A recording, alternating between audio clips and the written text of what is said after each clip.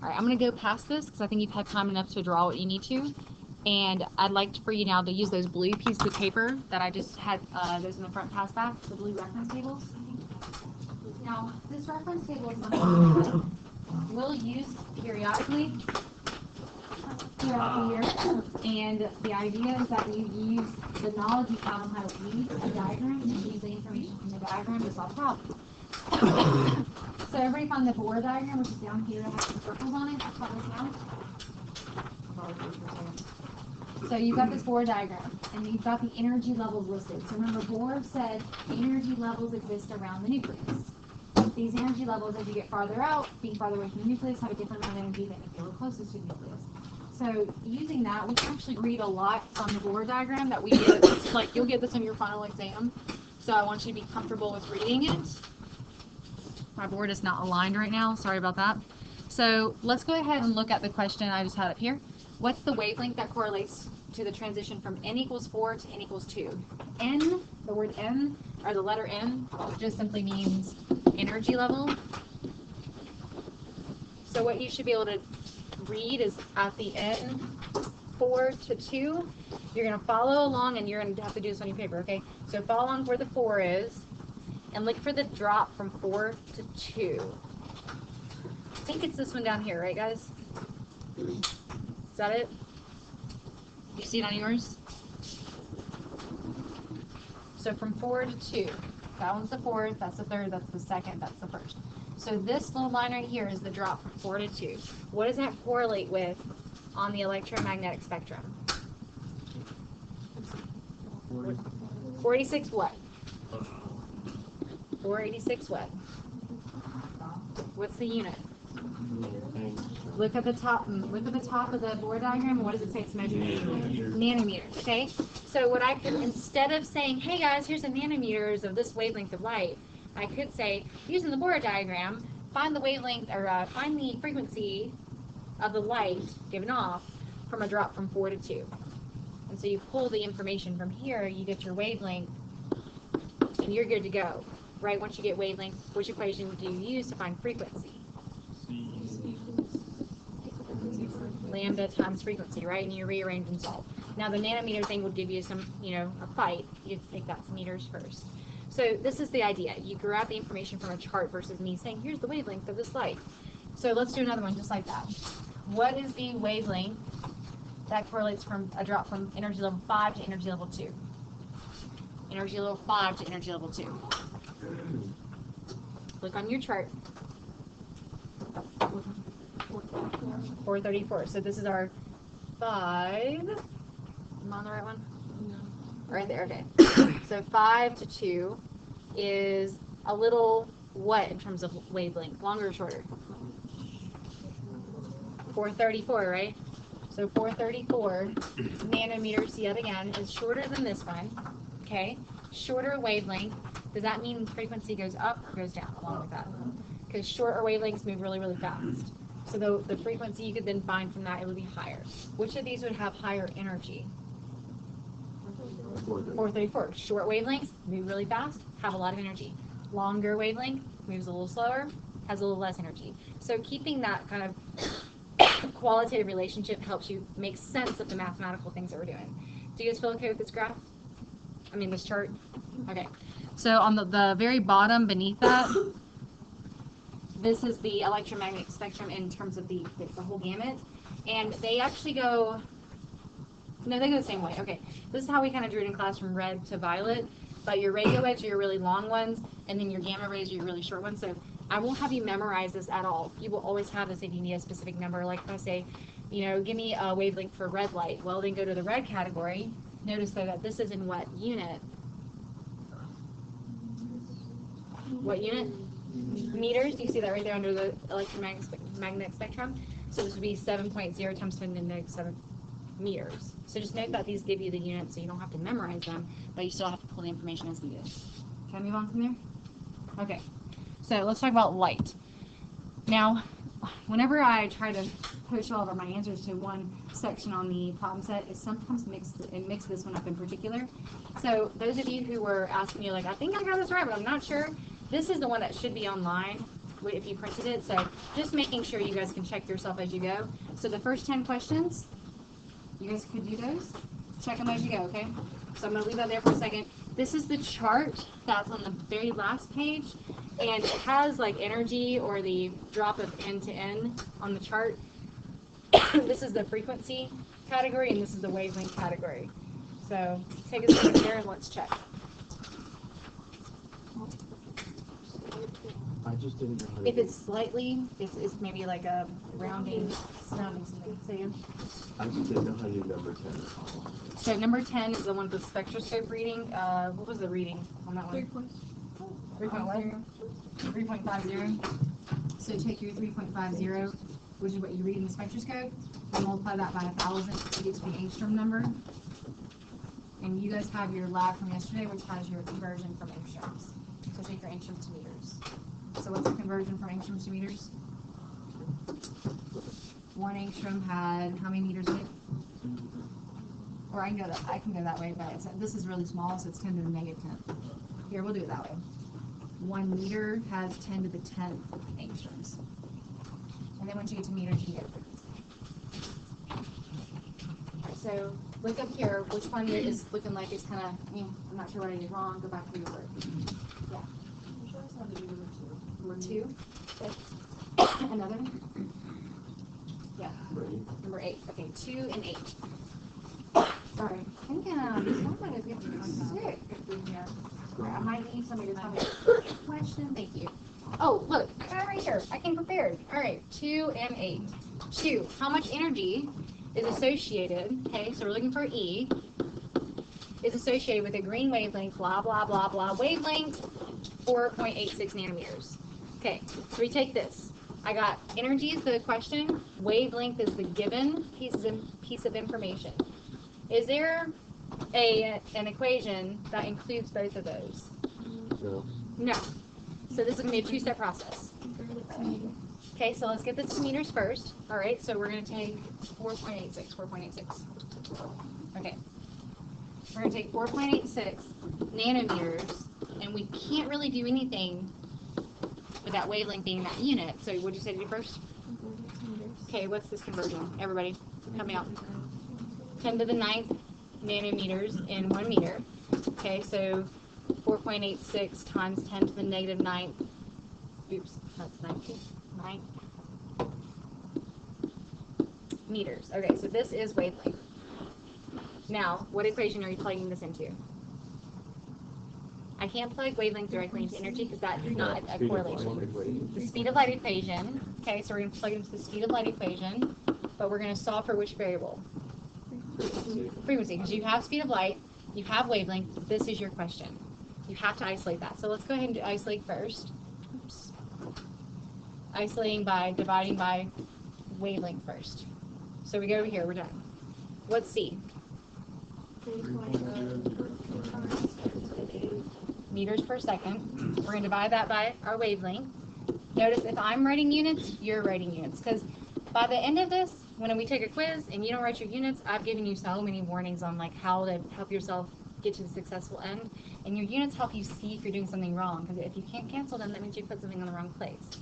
So this will allow you to see meters can cancel. So, I don't know, 0.8, what, anybody got this? Or 8 something times 10 to the negative 14. It's 6.17 times 10 to the 16. To the 16th. Okay, sorry. This is a 9 out of 7. Are we good here? Okay, so this is our per second is remaining, so per second remains. What variable have I just solved for? B, frequency. So we went from the wavelength to the frequency by using the speed of light equation.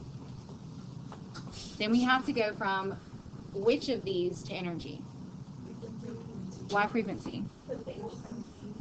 Because energy is only associated through the Planck's constant to one of these variables. So E is equal to HV. What's H? 6.6 joules times seconds numbers times seconds. So H is a constant that will be given to you, because I know that sometimes you might mix up the 6 and the 2's, but it's negative 34th joules times seconds. And then what we put here? What's our V? 6.17 times 10 to the 16th per second. And then the seconds cancel, and then what? You get the answer. And so you get joules as your final, right? So that's going to be, what's this answer? 4.0. I heard something like this. Where do we get these? From the initial measurement being 3 sig figs. So it should be 3 sig figs, but I didn't know what the last number was, so I put 0. So since it's, I heard 0. Is that right, Leanne? Oh. Okay, so was it 409? Yeah. Okay. So I don't know what the number after that was. Assuming you guys have rounded appropriately, it's good. Process is there. If you have wavelength and you have to get to energy, you can go straight. You gotta go from wavelength to what? Frequency. Frequency to energy. Alright, so I can do these all day, every day. It's the same exact process. Yeah. This was just from learning how to read a spectroscope yesterday. Just that's a very, very niche application. And it's only from a spectroscope that you would do that. Okay. Alright, so let me pause for a second. Yeah, question. So you only have to do dimensional analysis when you have to find two things. You only have to use dimensional analysis whenever you have a unit that's not what's the unit in the equation. So it says, So like this one. yeah, this one gave us nanometers. So since the equation doesn't have nanometers in it, I've got to get to a point where I'm good to use the equation. So it's the only reason we use dimensional analysis up here is to get from nanometers to meters. And then we say screw dimensional analysis, I'm done, go on to the algebra. Do your equation, do your equation, do your equation. We don't use dimensional analysis again. So the points where we're using dimensional analysis are nanometers to meters, and if you ever have to get from angstroms to meters, but that's not too often. There's only one question here. Okay, I'm gonna have you guys come back to me now, okay? Because we're gonna do electron configurations today, and I can keep going over light stuff, but in terms of talking about light all day, most of the class is bored right now because you've mastered it, and I can't. I'm done. Okay, so if you need more help, come see me later. So you guys have 2 minutes. Build this atom. Let's go. One person has to be a coordinator. Wait, the whole class. The whole class, yeah, I need everybody. Awesome. Read the board. We're building an atom. And then Like it's a- the two. I keep it people atom. People atom. Yes. I don't know. I don't know.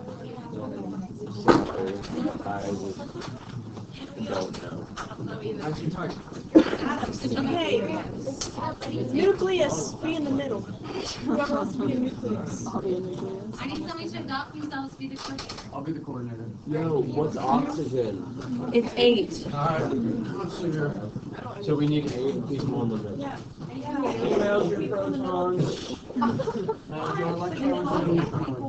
There's more than 8. Orbitals. It needs to be 1, 2, 6. Brandon, first class is himself to be, or you himself the coordinator. Oh no. Number 8. So that's 8. Okay, 8 females in the middle. Also need 8 males. Why do you need that one? Okay, the neutrons? Why 8? Doesn't have to be. 7 or 8. 16. You need 16. Alright, so let's go. Okay, so can you guys come up with a symbol that means proton? Okay, cool, that looks good. Okay. I need how many more people? Grant, tell us. Come on, Grant. Okay, so you're saying, this is an awkward looking atom, but we're good. We have 2, we have 8. Alright, so there are 8 protons, what else do we need? Yeah, I need 8 neutrons, let's go. Wait. Excuse me. 8 times 8, look at each mass of oxygen. Look at its mass. It's 16, so 8 plus 8. 16. Where are you going? I'm a neutron.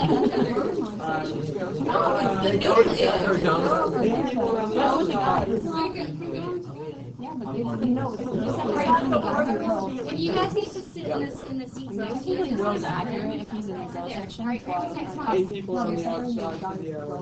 How many people are on the outside right now? Raise your hand if you're electron. Great. So hold your hand up. 1, 2, 3, 4, 5, 6, 7, 8. Okay, if you weren't counted, go to the wall. You weren't counted, go to the wall. Alright, so you guys are going to help us. So if you're in the nucleus, How about sit down? Yeah. and take- better Here, we're gonna pretend you're a dense core. You don't have a ring. You're good. You're dense. Okay. I'm smart. Figure out how to I know. get electrons. That was a lie. Chemistry, Electrons. You have a special arrangement you're taking on. Isn't it two? Travel in a circle. Four? No, there's Ah. four, and then we We're might. supposed to have Okay. Is it two? No, is it two or four? No, it's Two, two. six. It's two in the first. All right. Adios. Okay, so let's think of two. You guys are saying two. Let's kind of think two right here. Okay, you two right here. What's the rest of you guys doing? We're hanging out on the other ring. So come out and go to the other wing, wherever that is. Okay, so I'm only at 5 on there. We have There's still 6. 1, 2, 3, 4, 5. There's still 6. No, we're on the We're not Oh, yes. Oh, it's awesome. Come on. All right, thank you. Don't move yet. Thank you. Okay, preach. Here we go. We got our massive nucleus with 8 protons, 8 neutrons, right? Massive. So there's only 5 neutrons. Okay, we're gonna pretend this is 8 because the atomic mass of oxygen is 16, right? So 8 plus 8 is 16. Then There needs to be 5 for those guys in there. you guys kind of already knew the electrons would be on the outside, right? Why did you guys say 2 and 6? Where did that come from? That's how many can fit on the. All right, so they're only ones. Hallie.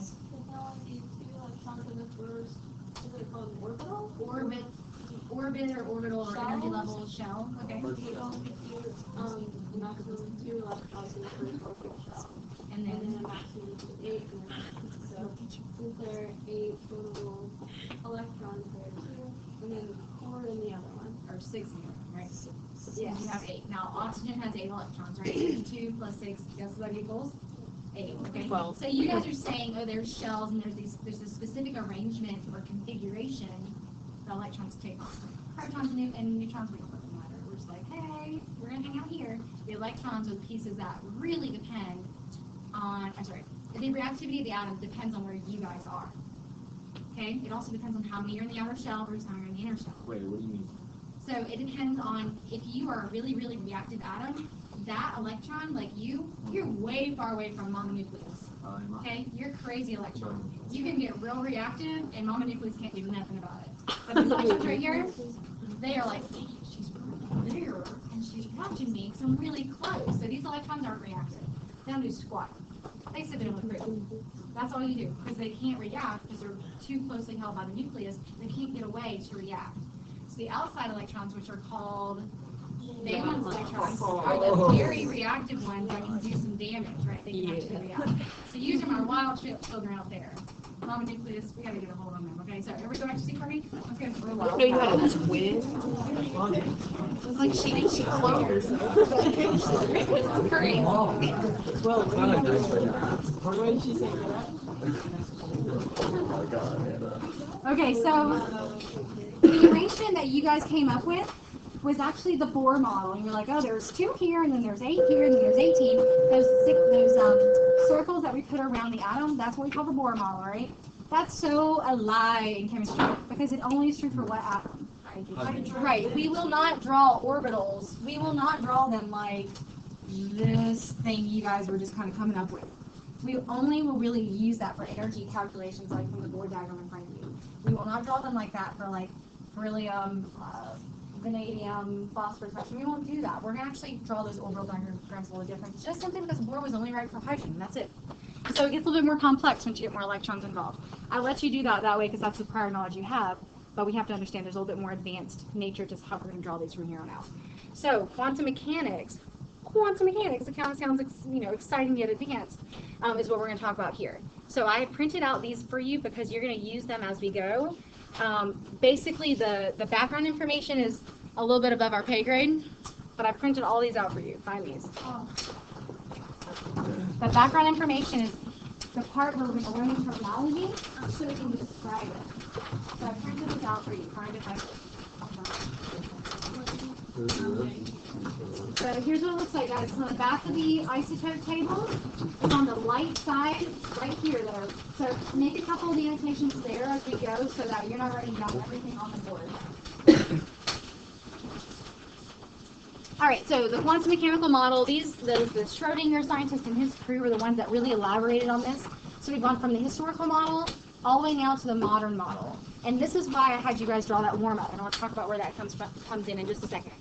So Heisenberg, Schrodinger, and a couple of others, Planck and so forth, are some of the predominant contributors to this information. So I'll tell you my joke before we move on. Schrodinger and Heisenberg are riding down the road, speeding, going pretty fast. We even have cars. Whoop, whoop. This is a joke, it doesn't matter. Whoop, whoop. Okay, police car comes. Sir, do you know how fast you were going?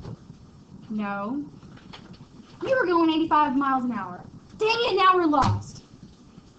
That's what he said. Okay. Say that again. I don't understand. So whoop, whoop. Police come and said, you were going too fast. And he said, how fast? He said, I'm going 85 miles an hour. So it's too fast. And then Schrodinger goes, dang it, now we're lost. And that's the theory, the thought. So it's supposed to be funny if you know what I'm talking about. So it's called Heisenberg's uncertainty principle. Okay, so the uncertainty principle is that we, as thinking about electrons, we can either know where they are in the atom, in the big electron cloud, or we can know how fast they're spinning. But you can't know both. You can know where it is, or you can know how fast it's spinning, but you can't know both with certainty. So they're speeding, la la la, don't know how fast I'm going, and then the police officer goes, you're going 85 miles an hour. And they're like, crap, no, we're lost. Oh, I get it now. I get it. Yes.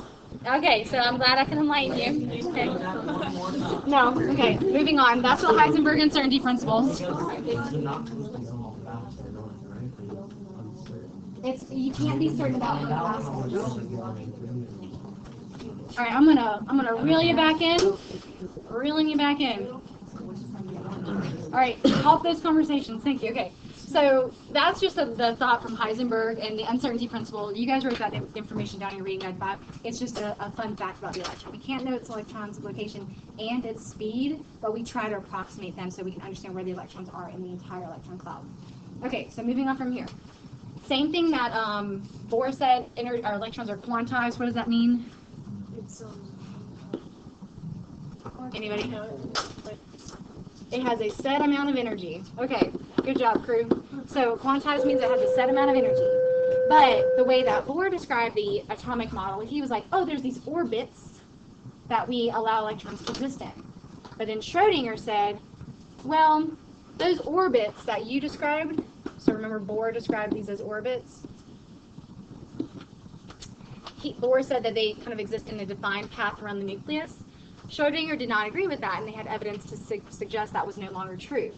So instead, he said the electrons are kind of free to move around in other areas around the nucleus, not in set paths like this, which is why we're not going to draw them like this anymore, because that's what Bohr said, and we have more evidence to suggest otherwise. 1 second, okay? So the orbits are these circles around the nucleus. Instead, he came with a fancier word, and he said, okay, no, they're called orbitals. Yes, orbitals, that's what we're going to call them.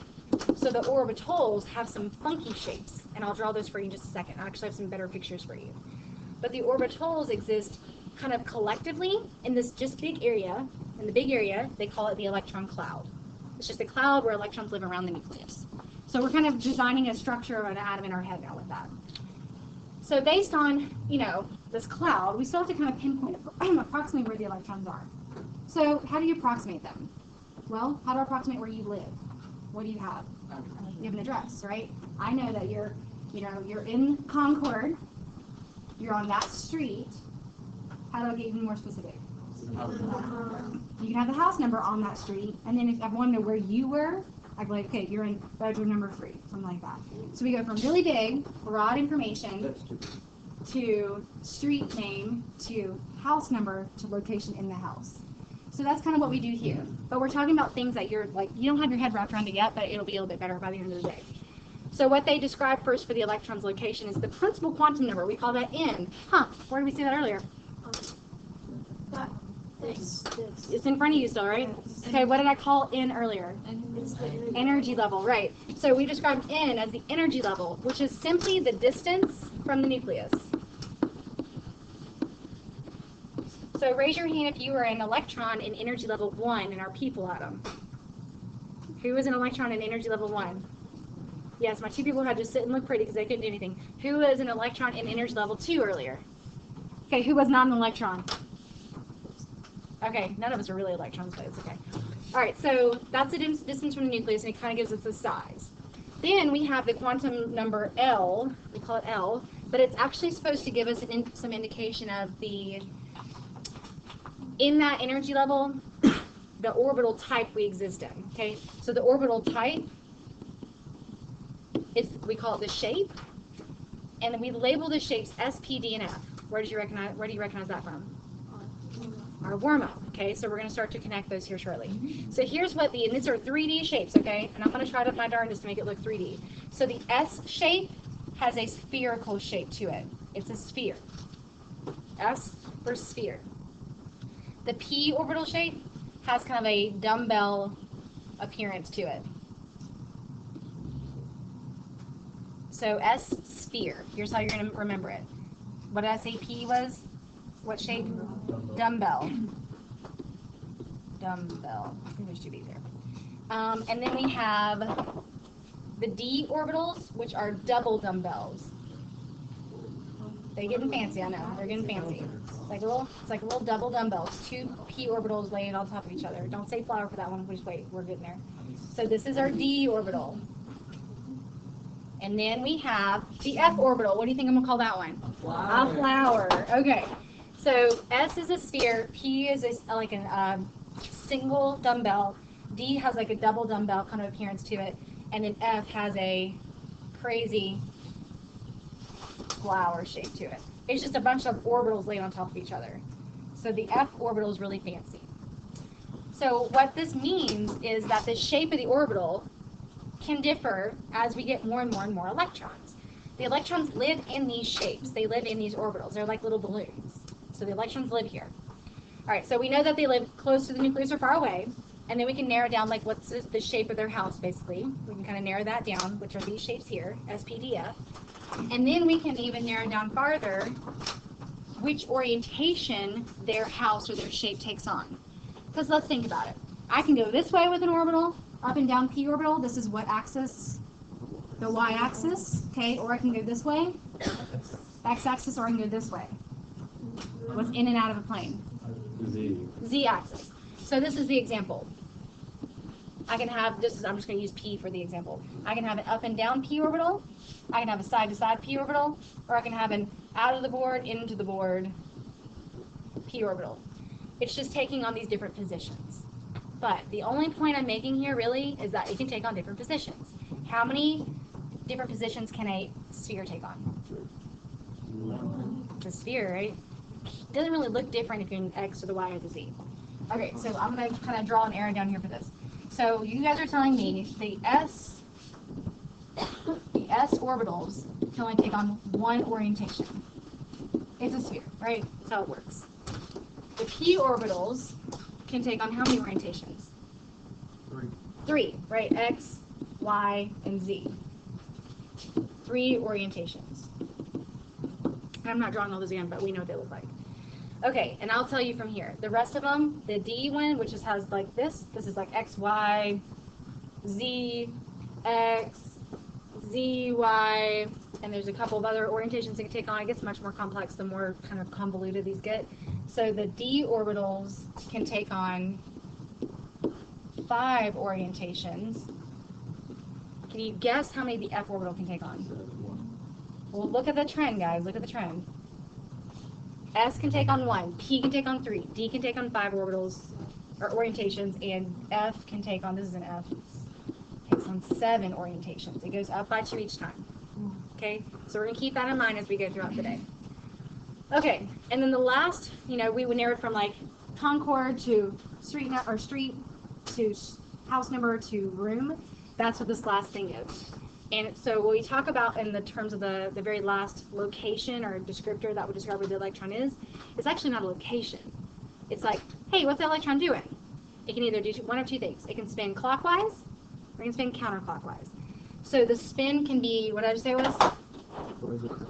Clockwise, and we're going to draw that an arrow to represent electron spin. We're going to draw that up to represent clockwise. So counterclockwise, if it's spinning counterclockwise, how do you think I'm going to draw the arrow? down to represent that.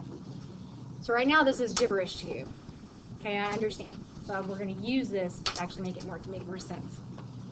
Okay, so we went from energy level to say, hey, how far away are you from the nucleus? To the orbital type to go, what kind of orbital do you live in, electron? Do you live in the s, p, d, or f orbital? And then once you know the orbital, you're like, well, which one? Is it this one, or this one, or this one that you're living in? So that's where we're kind of narrowing from the shape to which orientation of that shape. And then we narrow down to, what do you do in an electron? Are you spinning up or are you spinning down? Are you spinning clockwise or spinning counterclockwise? Does that halfway make sense? Just give me honesty. So what's the goal of this? What's the goal? To figure out what. Okay, figure out what the electrons are. That's it. Figure out a location-ish of an electron.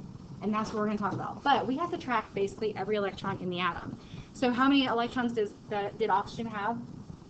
8. So we have to include all 8 of them in our configuration that we're going to write.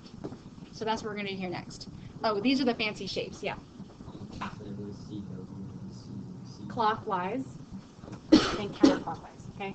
So these are like what some of those shapes look like. Yes, ma'am? Why did they teach it to us the other way then? Because, first of all, everything builds, in chemistry. So once you master the basics and you understand the basics, sometimes that's all you need to get through that level, right? And so then as you build, can you imagine learning this in 7th grade? Your brain would explode. So they do that because it's not appropriate. It's not academically or intellectually appropriate to teach that to a 7th grade mind. Your brain develops over time. That's why. Okay, so work with me on pictures, okay? So you can see the s orbital. Here's one shape, and here's another one of those. But what's different here? This one's bigger. This is called the 1s orbital because it's really close to the nucleus. What do you think happened here? It's further away, so it just got a little bigger. Okay, so we're going to kind of look at these pictures as we go. These are 3 of those p orbitals, but they're laid on top of each other, so they kind of look like they're all in all orientations. Yes, ma'am? So the farther away is like the higher the number? Yeah. And it goes 1 through 6 or 7. Okay, so let's actually apply this. I'm going to skip that because we just did that. So this is what you're used to doing, right? Yeah. Right? We're just going to take that information and just make it a little bit more detailed. That's all we're doing. So I'm hoping that we can connect those pieces here in the end. So we're used to seeing things like this. I have a poster like this in my office at home. I'm like, this is such a lie. But we have to understand, we already know a good bit of background. All right, so these people, 1, 2, 3, write their names down, and I want you to indicate their rule, and then we'll kind of talk about why they're important, okay? I definitely have to, we kind of went through the quantum stuff to get the terminology out of the way. I'm going to use that terminology here. So these people are important. Do you recognize this from reading guide 5? Yeah, a little bit, at least their names.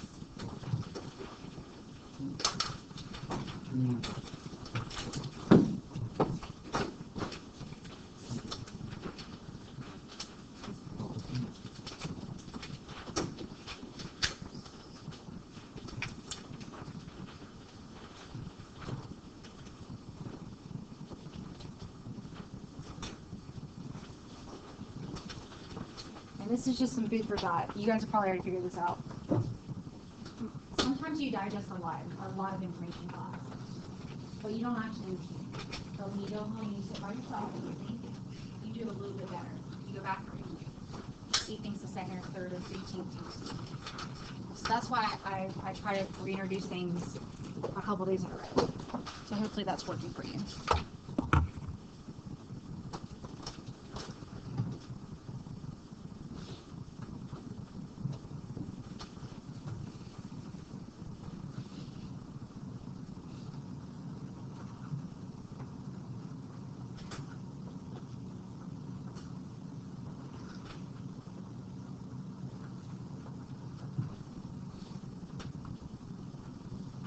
So the big idea, the big question, and you guys kind of saw this already based on the quantum mechanical model, is where do the electrons live around the nucleus? And how are they arranged? And right now you're thinking, well, who really cares? We actually care when we talk about the reactivity aspect, which will be in about a week. And that reactivity kind of thrust us into the rest of the unit in terms of chemical reactions and chemical properties that we're going to start talking about for some of these elements. So how are the electrons arranged around the nucleus? 3 people came up with rules, which have so far the data supports them, and the rules that govern how electrons are configured or arranged around the nucleus. What I mean by that are these 3 folks. So off-ball, he just says electrons are going to start entering or being built from the lowest energy level to the highest energy level. Does that make sense? Right, you start small. It's a small nucleus, so you're going to start around there, and then you build out and out and out. And what did I say? N was, what did I say? Electron energy level was indicated by what letter? N. Okay, so we're going to start at N equals 1, and then we're going to go on to N equals 2, and so forth as we need to. And that's what I think Hallie was saying. You can only put 2 in the first one, and you can put 8 in the next one, and that's still true, despite the fact that we're not using the Bohr model. So here's how I remember this one, okay? Off-ball, awfully low. Off-ball, awfully low. I start off awfully low. I start off at N equals 1. So I have little stupid ways to remember things just like you guys do. Because if not, I forget them too. Okay? Polly came in and said, okay, we got this orbital. How many electrons can I fit in there? Well, not many. How many can you fit?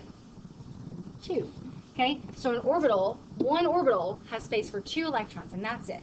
I mean, electrons don't like to be next to each other anyway, because what do? Say again? Electrons are negative, right? What do 2 negatives do with each other? Repel, right? So they don't want more. They don't want more than they really need in an orbital because of the repulsion factor. It's very, very unstable. So poly pair. Polly said you can only pair them up. That means 2 electrons. So awfully low. I'm starting off low. Poly pair. I can only put 2 electrons in a given orbital. And then Hun said, well, what if I've got a lot of orbitals to work with? Do I just start stacking them 2 by 2 by 2 by 2? Yay or nay? No. No. He said, if you got a lot of orbitals to work with, put 1 electron in at a time. Because what do electrons do with each other? Say again. What do electrons do with each other? They repel. So they don't want to be stacked next to each other, so we can put them in separate ones first. That'd be better for the overall stability of the atom. So I call that Hun's ones rule. So off-ball, awfully low. Poly pair them up. He says you can only put 2 at a time. Hun's ones rule, you put 1 at a time. If you have to redistribute to stack more electrons in there, you definitely can. But remember, we still have to stop at pairs. We can't put like quadruplets in a given orbital. Okay, so how do we apply this? These are people that are important to making sure we understand what we're talking about. This right here looks foreign to you because it's actually a lot of information described by a set of numbers. So this is how we start writing the electron configurations. We start by writing a number in the front. We put a letter. What are the 4 letters I told you could use? S, P, D, and F. Okay, so those are the only letters we're going to use, and those just describe the shape or the fancy lobe nature of those orbitals. And then we'll put in like an exponent number up here. So what do these numbers stand for? What do they mean? The first number is representing the energy level that electron is found in. So that's our N equals 1, or N equals 2, or N equals 3. Okay, and I'll tell you how to determine that in a second. The little letter in the middle is the type of orbital, which you guys said could be S, P, D, or F. Or F. And the exponent number up top is, okay, I've got an orbital type. How many electrons are in there? And we'll talk about the maximum that can be in there and then so forth.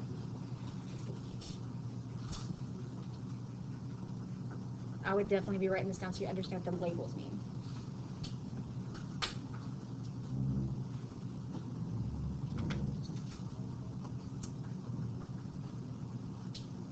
So we do this little symbol notation over and over and over and over and over again in order to build our own atom.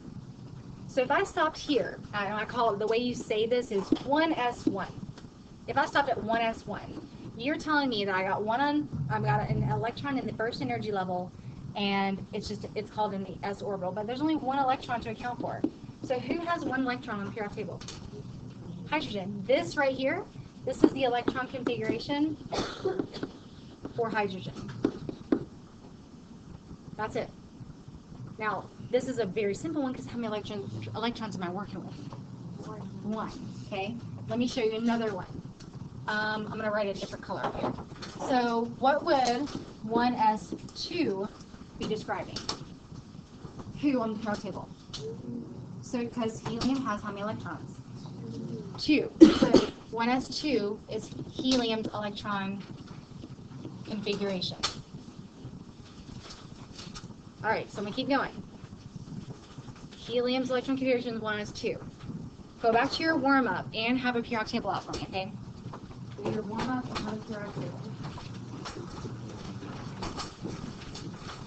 And tell me what you did in order to segment your periodic table to S, P, and D. Where did S stop?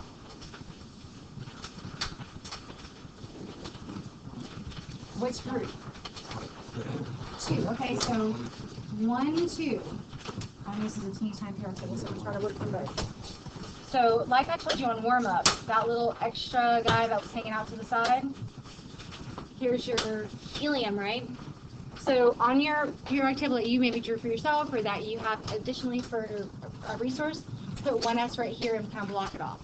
Because helium is a teeny tiny atom and it doesn't really have a lot of electrons. So it actually only needs enough orbitals to fit 2 electrons, which is why there's 2 electrons the way we've written it. So before I move on, do you see the 1, the 2, the 3, the 4, the 5, the 6, 7?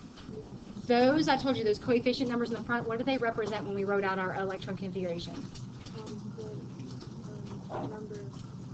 Say again? Energy level, right? So the numbers in the front are the energy levels, which for us, that correlates with the what? What are the rows called on the periodic table?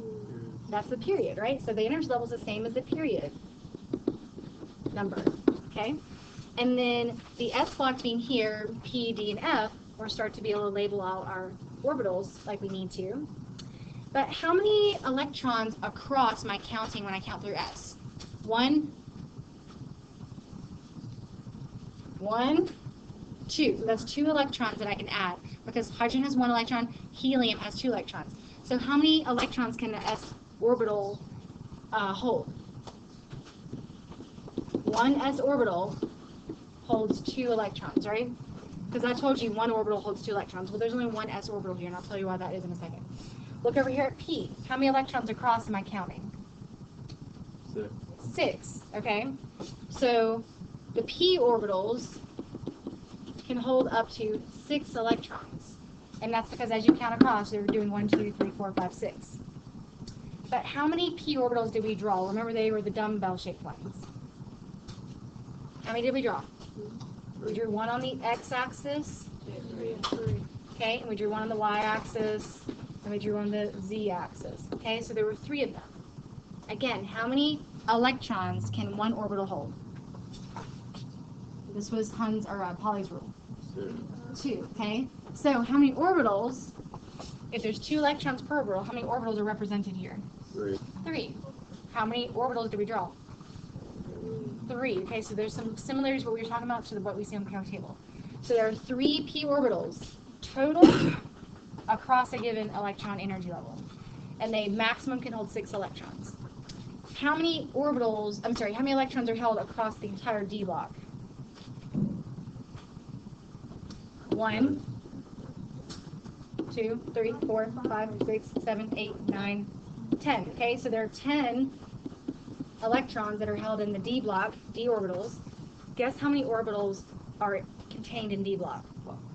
5, because 5 orbitals with 2 electrons each have a total of 10 electrons. And then I told you guys to write down on when we were drawing those pictures, how many D orbitals do we say existed? 5. So we want 1 orbital in S blocks, 3 orbitals in P blocks, 5 orbitals in D block. Okay? And then looking down at F block, how many are across? 14. Okay, so there's 14 electrons, 7 orbitals each. All right, I'm going to come right back. Stand up. Wait, stand up. Here's the next one. Come on.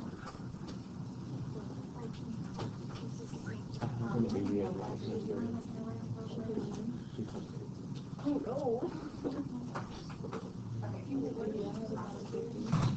Okay, so you guys sit up. I'm sure that you appreciate that for yourself. All right, so I'm going to leave this right here. So what we're going to do now, ready? what we're going to do now is we're going to take the oxygen that we wrote down earlier, or that we built earlier, and we're going to write out its electron configuration in a way that matches with this periodic table, okay? So, how many electrons does oxygen have? 8. So we have 8 electrons to account for. So here's how you do it. You build as you go. And it actually is directly in order with what you're seeing here. So I just need this kind of cleaned off so I can know where I'm going. Where's oxygen at here on the periodic table? In P block, okay? So it's right here, right? Okay, so there's oxygen. I want to get there. So all you do is you build as you go. This 1s was over here, correct? Okay, so what you do is you build across. You're going to draw an arrow, horizontal arrows to kind of get to where we're going. I'm going to go through here. Done with the first energy level, right? What have I achieved? What electrons have I already built? 1s. So I'm in 1s. How many electrons? 2. Okay, 1s, first energy level, s block, 2 electrons over. 1 second. Okay, so I'm done with the first row, right? Now I'm going to the second row. Go through here, stop. What have I built now? 2s.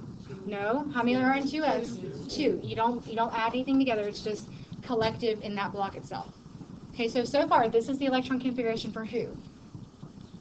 No. Who's up there? Who's in group 2? Magnesium. Nope. Beryllium. It's beryllium. Okay, it's right. So that's hydrogen. That's helium. So I moved helium over here, right? Lithium, beryllium. Okay, so we're going to keep going. Scooching over here. Okay, now I'm in P block, but I'm still in the second energy level. So I'm in second energy level, P block, so 2P. How many electrons over do I go to get to oxygen? Okay, so I'm going 4 over. So I'm going to call that 2P 4. 1 second. No, just wait a second. I'm going to try to piece it together before I start any questions. So I went from here over 1s2. Here over 2s2. Skip over the pond. 2 still because I'm in the second energy level, but P, and I went 4 over. So what you can do to check yourself is you can count the electrons, which are the exponents.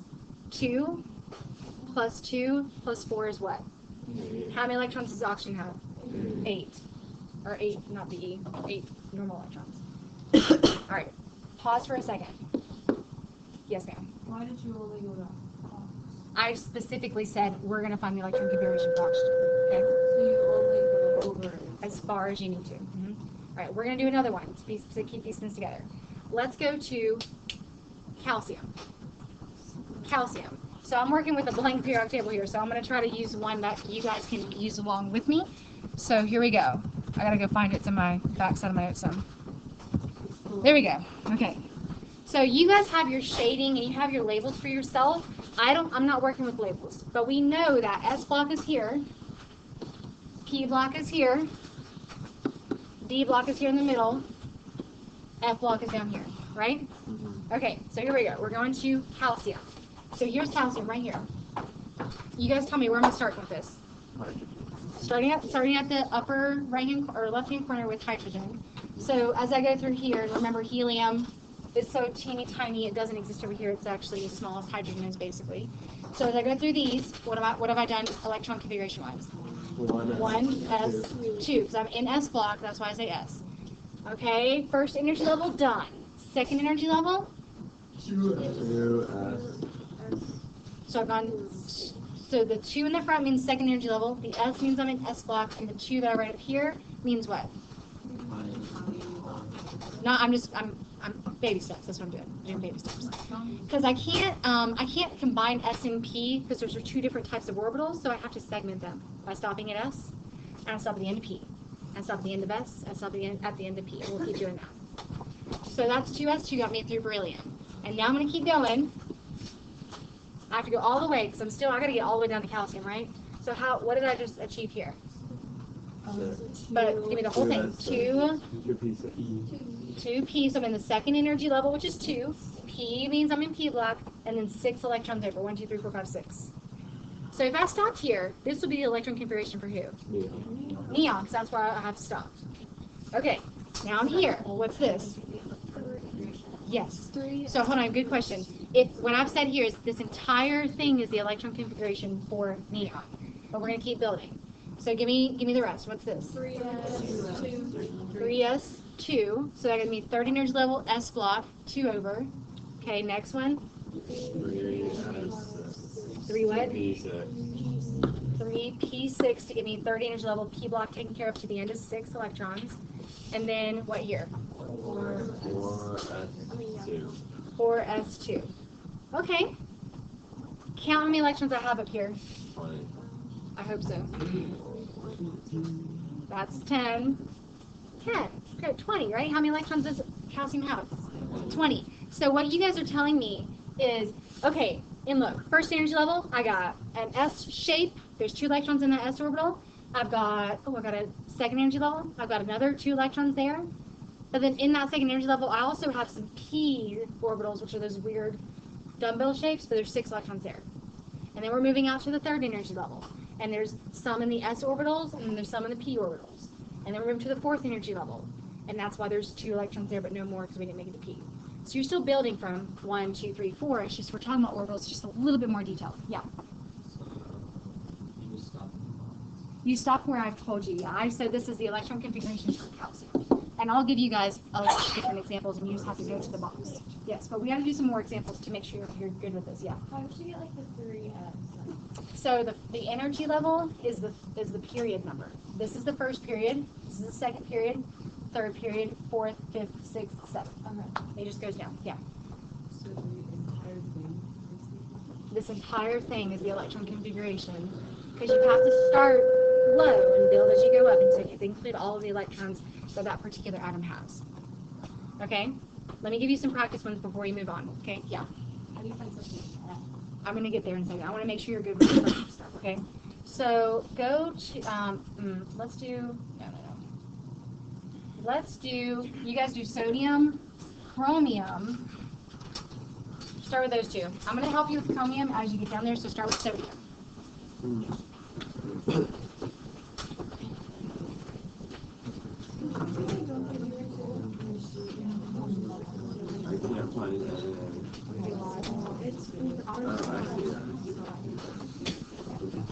Help the person next to you for the voting.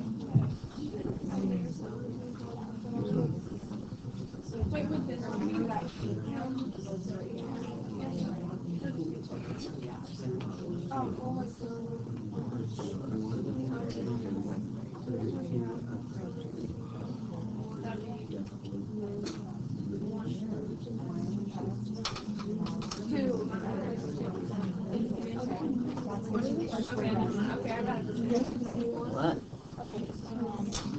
I wrote down the one for oxygen. So like house 1s1, the exponent looks the same. If we're calculating this, then we have to get here. We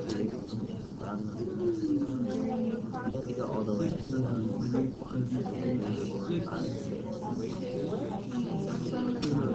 That's the exponent. So it'd be 2p6. I don't think we use that one. No, I don't think we use that one.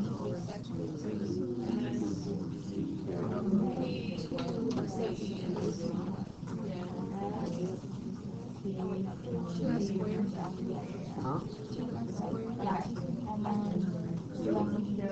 That's I'm really sure there's 4 of them.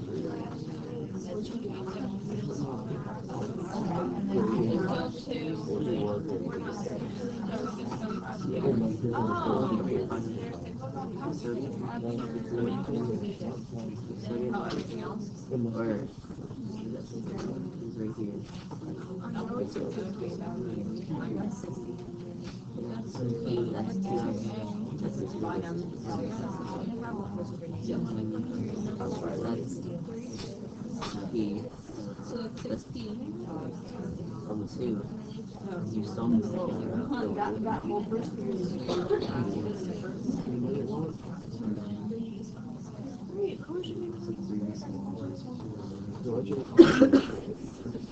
Yeah, you're good. All right, pause for me.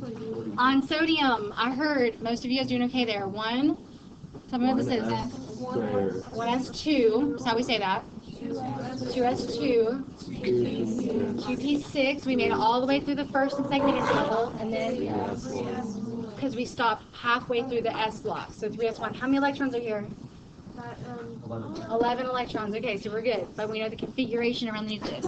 So I'm sure you got started on chromium, but I have to tell you one caveat, and this is only because of the weird thing that D block entails. So whenever you enter a D block, when you enter right here, whatever the number you had out here is your energy level. Like, what was the energy level here? 4. So over here, it's like the 4th energy level. The electrons build in a little different way when they start to build in the D block. So we do n-1, meaning it's not 4s2, 4d blah blah. It's 3d blah blah. So when you hit D block, you do n-1, but you stop doing that at the end here. We pick back up normal on P. So we're gonna do that here in a second. Yeah, I'm getting ready to, let me do the chromium one. Yep, that's what we're back to. All right, so chromium, you guys got started. Here we go. 1s2, 2s2, 2p6, 3p6, right? Okay, so we made it from the first to the second to the third level. Now we're in the 4th level. And then you said stop.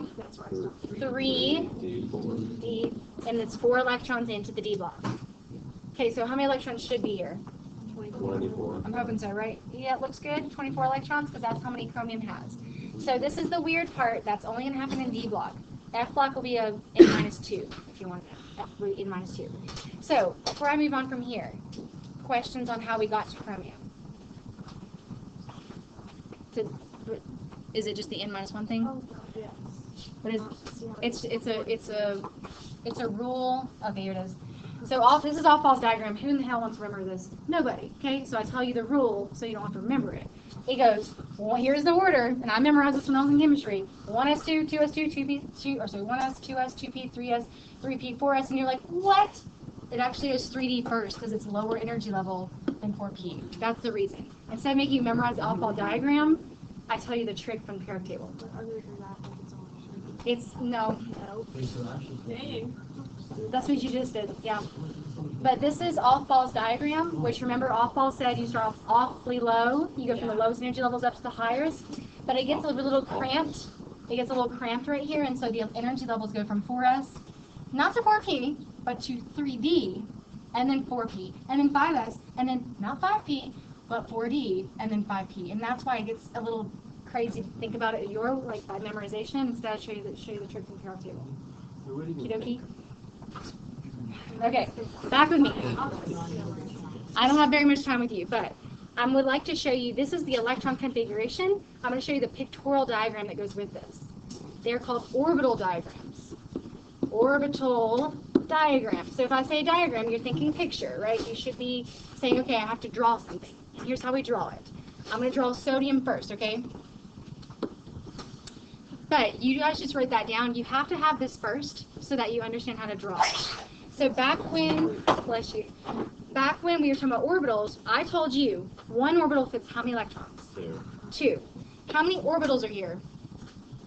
1 orbital. So you're going to draw an orbital as a line. You're going to label it the 1s orbital. How many electrons fit in there? 2. 1 spins clockwise and 1 spins counterclockwise. Because they can't spin the same way because then it makes a magnetic field. So we want to kind of cancel each other out. So that's how this goes. We drew the first one already. Good. Now we're going to draw the second one. Here's an orbital. We're going to label it what? 2s. How many electrons are in that 2s? 2. 1 spins up, 1 spins down. So S block contains 1 orbital per energy level. So 1s with 2 electrons, done. 2s, 2 electrons, done. Now, how many orbitals do I have to draw for P? 3. That was the px, py, pz. So hopefully you're thinking about what we did earlier, now you're bringing it here. So you're drawing 3 orbitals. We're not drawing them in their fancy shapes because, like, ain't nobody got time for that. We're just drawing them as lines. And we're going to label this whole section, what? 2p. Because these are 3 orbitals. Each can hold 2. So 2, 2, 2, right? Because how many electrons are here? 6 electrons, so I need 2, 4, 6. I need this space for those. But how did Hun say we have to fill the orbitals? Hun's ones rule. Okay, so he said, and you need to practice because you'll forget that later on, you got to do one at a time in each orbital. So I do 1, 1, 1 because there's repulsion going on. And then I go back because I need to fill these up to 6. So I'm going to go fill them up now. And I wouldn't know that unless I watched you do it. But at the end, when I ask for something that doesn't have them full, that's when you guys would make mistakes. So I'm trying to make sure you're good with that. So we're following Hun's rules, off-false diagram rules, and Pauli exclusion with the pairs. So that's 1s2, 2s2, 2p6. 1 second, Evan. What's next? 3s, and only need 1 orbital. How many electrons go in here? 1 up. So do you see how this gives you the guidance to complete this? They're the same exact thing. One's just a picture. They're the same thing. Evan. So with that one that you were just talking about, like if it wasn't a full like 2D, Mm-hmm. it would be you'd have one going clockwise, and you'd have to go back and then out. Mm-hmm. So if I only have 4 electrons in 4p, 4 electrons in 3 and 2p, you'd have 1, 1, 1, and then that one, and you wouldn't have these 2 here. And I would know because you guys would probably put 2 and be done. Yeah. This box section. So we followed 3 people's rules that you guys just wrote down. Off-false rules. We started from the lowest energy level of 1 and built as we go up to 3. We're matching this though. These two are the same thing. And then we followed Pauli's exclusion principle. So the pairs, pair electrons, pairs all the way. So that's why we put 2 in each orbital. And the lines right here mean orbitals. We just label them like we do up here. And then the number of electrons that go in are based on the electron configuration. So there's 2 in the 1s, 2 in the 2s, 2, 6 in the p's, and then 1 in this 3s. So we try to match our image to that. It's most of the time I just go up, up, up, and then down, down, down. They just can't go the same way in the same orbital. Yes. How do we only use the S, Y, and Z with the P? Yeah, there's a lot. It gets more complicated when you do D. So we just say there's 3 orbitals in P, there's 5 orbitals in D, and that's why I'm doing chromium next. You ready? Ready? Okay. Oh, yes, there's 5 dashes. So start me off with chromium. Yes, ma'am. For 2P, there's 6, but you have to have the 3 lines always, right? Because how else do you fit 6 electrons in there? So if there was only 2, You still have. So good do you question. leave that 1 line blank? So if you only have not a full P block, you still have to draw the 3 orbitals to say there are spaces for them. Okay, so we're gonna do chromium now. Ready? How do I draw the 1s? What do I draw here? 1s and 2 electrons. Okay, I'm doing halfsies, but there's still electrons. How do I draw the 2s? How many orbitals? So 1 orbital and same deal. 1 up, 1 down. Okay, how do I draw 2p? 3 orbitals, label them all as 2p, and then how do I fill them up? 1, 2, 3. Okay, so we have 1, 2, 3, and then we go back and refill them because we're following Hun's ones rule 1 at a time. Okay, how do I draw 3s? 1 line, so 1 orbital, up and down. Okay, so I've made it through 1s2, 2s2, 2p6, 3s2. 3 lines for the 3p, because p orbital needs to hold 6 electrons. So 1, 1, 1, 2, 2, 2.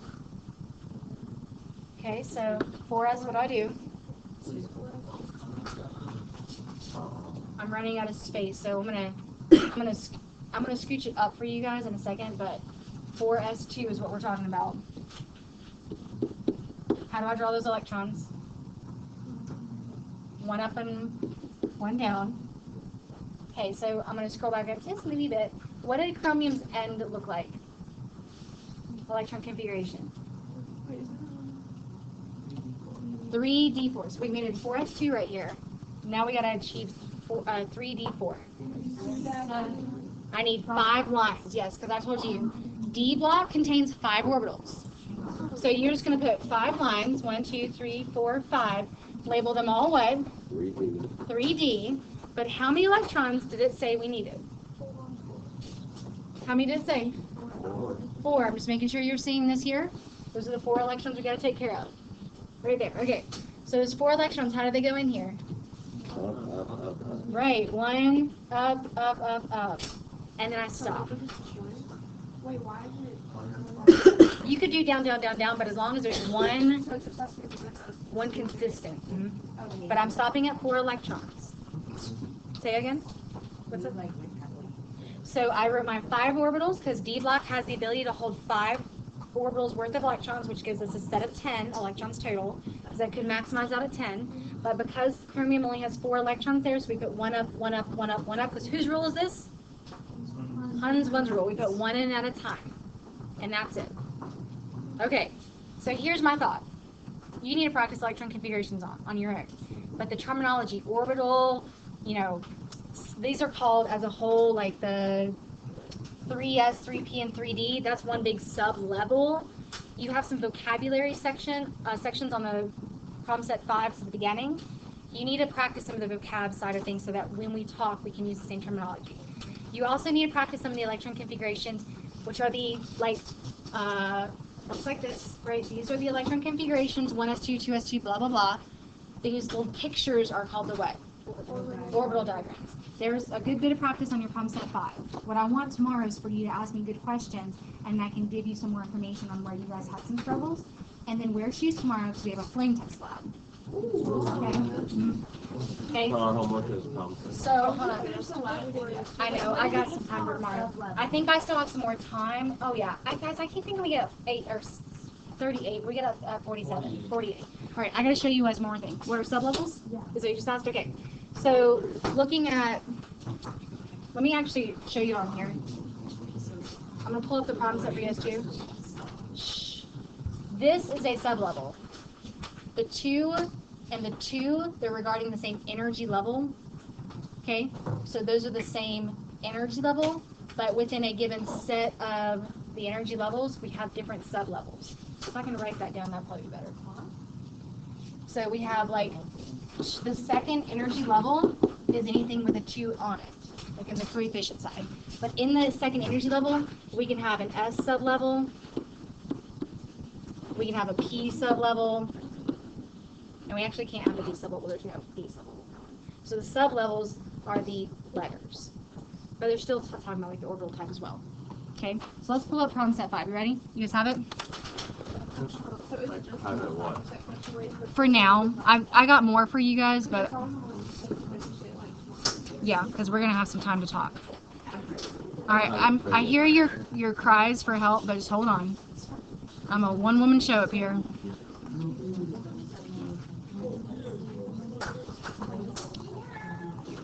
What kind of weird noises are you guys making? Okay, so look back up here for me. This is the vocab section. I'm not doing that with you. You got that. But what I thought maybe we could try some together are these questions here, which we're talking about the electron configurations. This has some of the inherent vocabulary, which would be helpful with the top part first. So let's start with 3. Say again? I can't do it right now, but it's only because it's on here. I can tell you in a second, okay? Start with 3, and then go to 4. 3 and 4. Go. Start with that.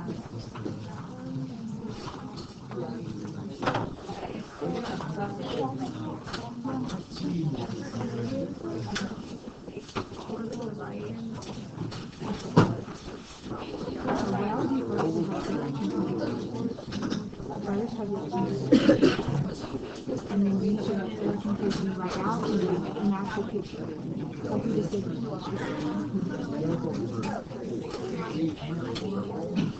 I think it's helpful for 3. It's helpful for 3 to write the electron configuration when you start drawing. It might be a good try.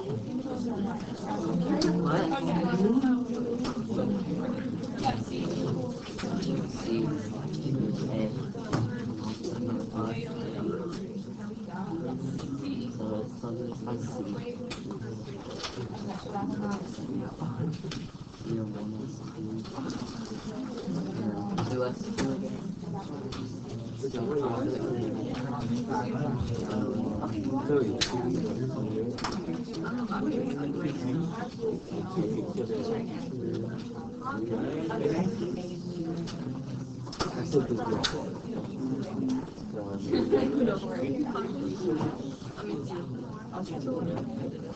So you get the, I think this is also first 1 and 2. And then you go to the next one. 2s2. And then you stop. And you stop right here. Alright guys, I want to see you guys doing these. I'm coming around to get you some help. 3 and 4 first. Group 1.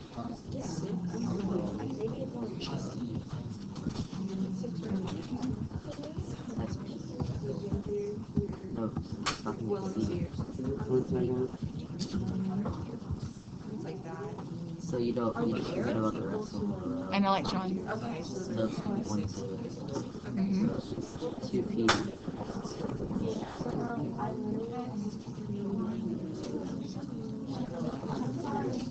It's 1s2. Because I don't know. It's 1s2. Anna, you can do according to what we got in class now. The whole entire process is possible.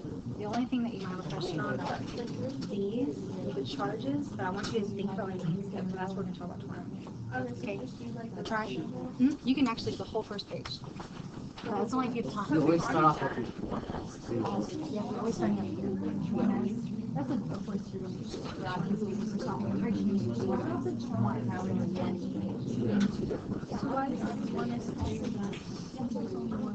But it depends on what we're talking about. So we're pretending he means right there. Remember that because it's Yeah. No, I'm on the same party.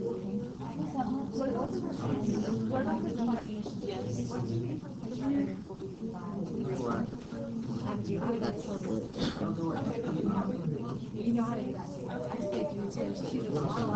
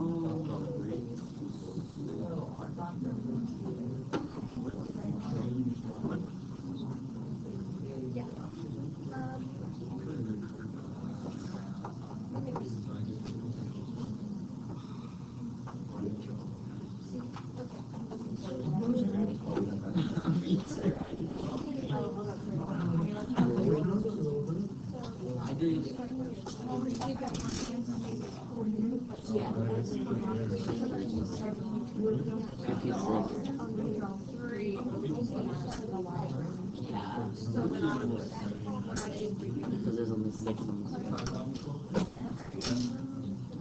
The max is what?